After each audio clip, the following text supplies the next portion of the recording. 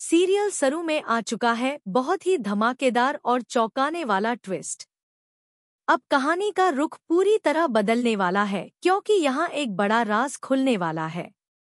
दोस्तों, आपको बता दें कि अब वही स्केच आर्टिस्ट जिसे कामिनी ने इतने समय से ढूंढा और मेहनत करवाई थी, वो सरू को देखने वाला है कॉलेज के अंदर।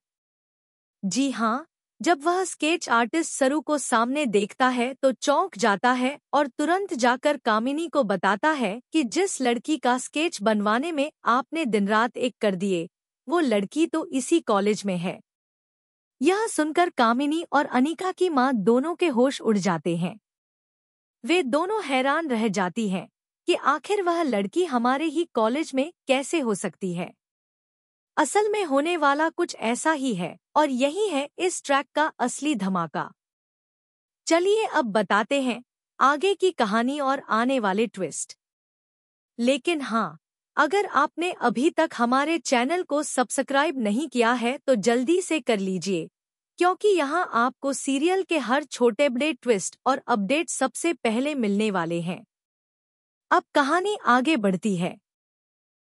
एक तरफ जहां कामिनी नकली हार लेकर पहुंचती है स्केच आर्टिस्ट के पास और चालाकी से उसे धोखा देने की कोशिश करती है, वहीं दूसरी तरफ असली ड्रामा शुरू होता है। कामिनी सोचती है कि वह स्केच लेकर अपनी चाल सफल बना लेगी, लेकिन उससे पहले ही वह स्केच आर्टिस्ट सब समझ जाता है।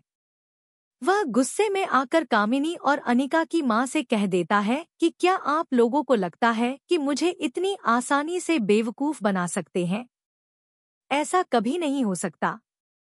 फिर वह पेपर छीन लेता है और दोनों औरतें वहां से परेशान होकर निकल जाती हैं। इधर कॉलेज में एक और बड़ा सीन चल रहा होता है। अनिका के साथ बहुत गलत हो रहा था, जैसे उसकी जिंदगी उसे उसके कर्मों की सजा दे रही हो। कॉलेज के स्टूडेंट्स एक एक करके अनिका को तमाचे मार रहे थे, उसे टॉर्चर कर रहे थे, तरह तरह से परेशान कर रहे थे। अनिका रो रही थी, टूट रही थी, लेकिन कोई उसकी मदद नहीं कर रहा था। तभी सरू को यह बात पता चलती है और वो दौड़ती हुई कॉलेज पहुंच जाती है।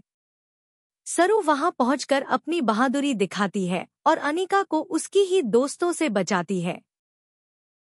सरू सबके सामने खड़ी होकर कहती है, अगर तुम लोग इसके साथ थे तो यह उसकी गलती नहीं थी, यह तुम्हारी चॉइस थी। तुम लोगों ने अपने फायदे के लिए इसे चुना था, इसका इस्तेमाल किया और अब इसे सजा दे रहे हो।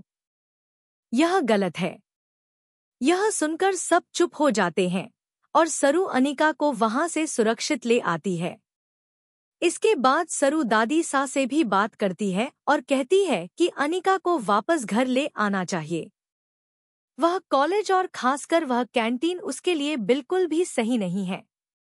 दादी सा कुछ सोचकर मान जाती हैं, लेकिन एक शर्त रखती हैं कि अनिका को घर आने के बाद भी वही सारे काम करने होंगे जो वह कॉलेज में करती थी।